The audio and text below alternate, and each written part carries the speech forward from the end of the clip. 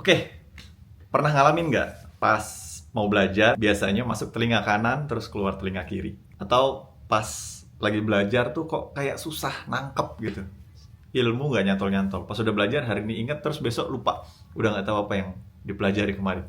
Gimana caranya biar kita bisa belajar lebih efektif?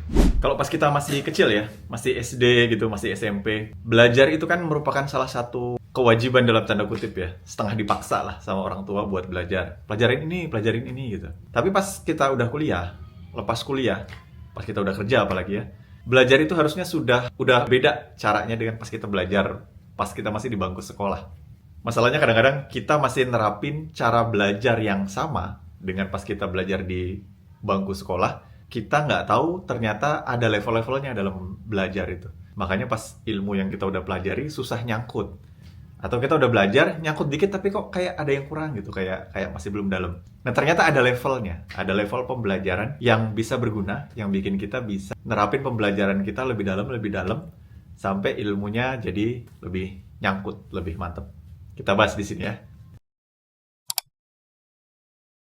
Sebelum masuk ke 6 level pembelajaran ini, kita bahas dulu yang pertama, belajar apa. Jadi paling gampang nih, kalau kita udah kerja, udah lulus kuliah atau udah kuliah ya, itu kita belajar itu biasanya didrive oleh dua hal.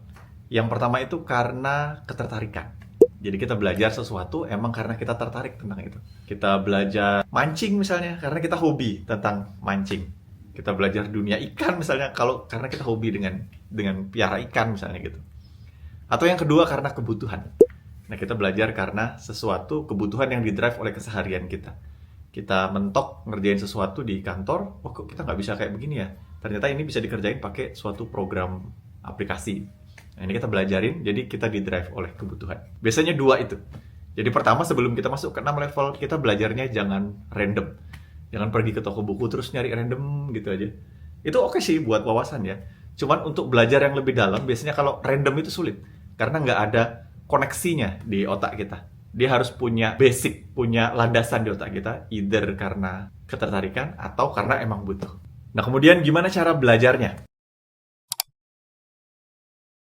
Yang pertama cerita dulu. Jadi ada seorang psikolog sekitar tahun 1940-an, mereka itu meneliti tentang dunia pendidikan dan di mana mereka menemukan sebuah fakta yang mengkhawatirkan bahwa evaluasi dunia pendidikan itu cenderung terbatas pada hafalan doang.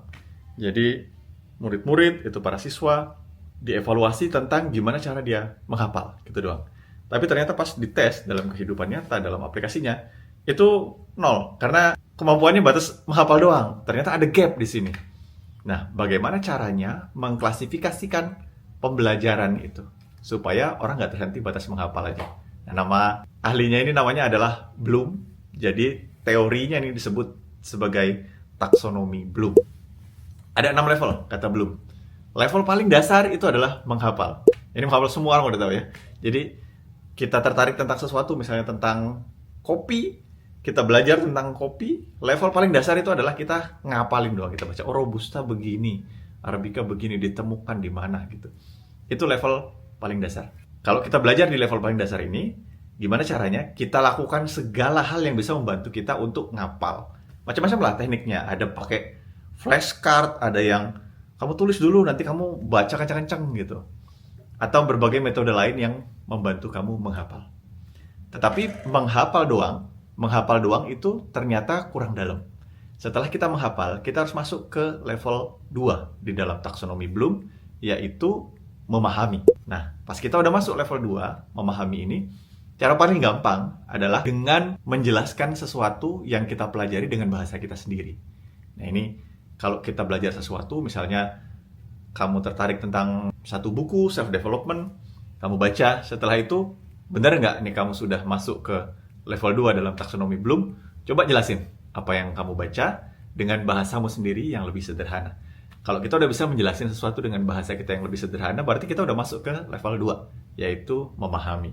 Atau kalau kita sudah bisa jelasin sesuatu dengan metafora, dengan peribahasa, itu kita udah masuk di level 2, level pemahaman, memahami. Level berikutnya setelah kita paham, kita bisa explain dengan bahasa kita sendiri, kita udah ngerti konsepnya ini. Next level itu adalah menerapkan. Jadi dengan kita implementasi, itu sesuatu yang kita paham bisa lebih nyangkut. Misalnya, kita belajar Excel, ini kita udah tahu nih, oh ternyata dia punya rumus ini gitu. Dan kita udah paham, oh ternyata untuk membantu reporting kita, itu yang kita butuhkan adalah rumus ABC misalnya.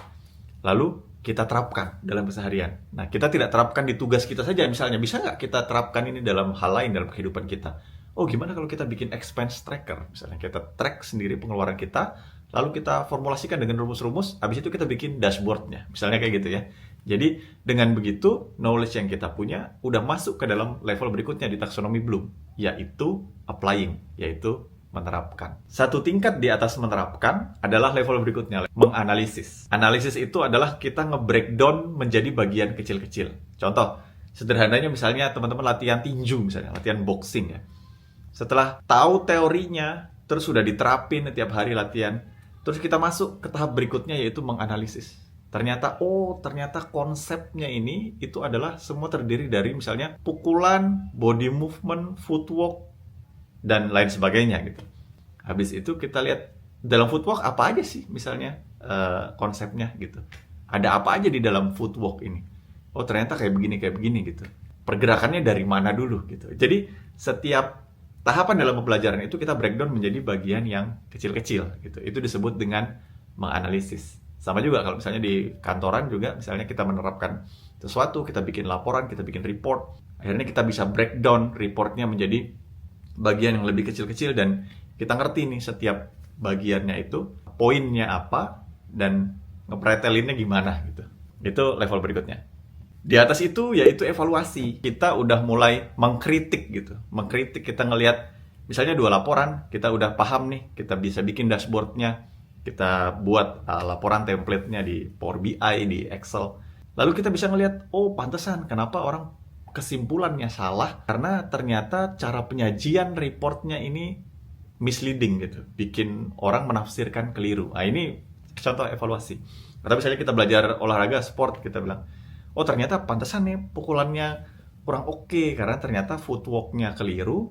Pas kita lihat di video ternyata footworknya ini kita kakinya kurang geser ke kanan gitulah, atau hal yang semacam itu, atau rotasi badannya yang kurang gitu. Itu namanya kita sudah mulai masuk ke dalam mengevaluasi. Nah, yang terakhir itu adalah mencipta atau berkreasi, mengkreasi.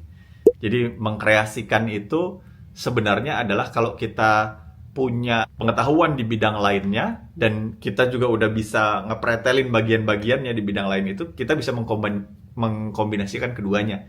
Jadi kita bikin sesuatu hal yang baru. Kayak misalnya kita sudah punya pengetahuan untuk membangun sebuah dashboard, akhirnya kita bisa mengkreasikan nih, oh gimana kalau dashboard ini diambil datanya, di-pull dari data Excel gitu misalnya. Oh dashboard Power BI ini bisa diambil datanya dari data SAP, misalnya kayak gitu. Atau contoh sederhananya misalnya, balik lagi tadi olahraga, pas kita udah tahu kesalahannya di mana, oh footworknya begini, ternyata kayaknya nih footwork nih bisa nih saya combine dengan footworknya silat gitu misalnya. Jadi kita udah bisa mengkombinasikan beberapa hal sehingga menjadi sebuah kreasi yang unik. Itu level paling tinggi dari taksonomi Bloom. Nah, gimana teman-teman?